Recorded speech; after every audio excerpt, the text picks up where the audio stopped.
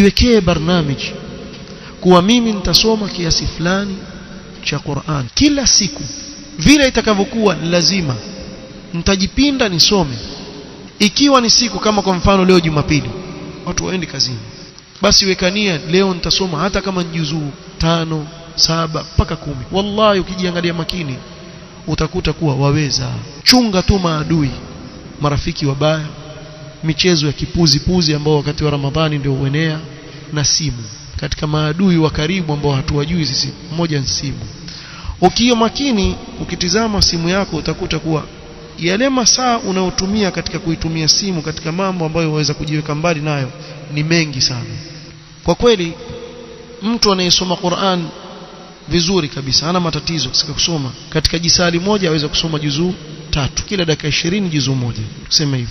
Kuna wengine mpaka robo saa, bi maana aweza kusoma juzuu 4. Sasa wewe fikiria, ukiangalia makini utakuta kuwa kuna masaa 3, 4, 5 yatumika kila siku katika simu. Na wewe jichunguze leo, fanya hivi, kila ukitaka kuchukua simu kuangalia message kama ni WhatsApp kama nini wote, ukitaka kuishika tu iweke kando, beba msahafu iweke kando, chukua msahafu usome.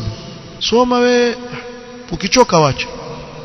Akili yako kwambia shika simu, shika tena msahafu, kisha angalia leo utasoma juzuu ngapi. Utakumbuka maneno ninayokuambia. Usishangae leo ukamaliza juzuu 7, 8 leo. Kwa mwezi wa Ramadhan kile kidude kipunguzwe, kiwache nyumbani, aswaka batini, ukienda msikitini achile mbali. Ila mtu ana dharura, basi ana dharura zake, lakini hakuna dharura achana nayo, usikushughulishe.